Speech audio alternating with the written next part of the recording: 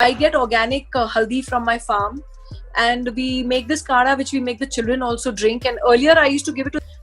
So we take it. It is a mixture of a little bit of ajwain, long, kali miri, pure organic haldi, adrak, and then you boil it together, and a pinch of pure ghee, and that's what we drink every day.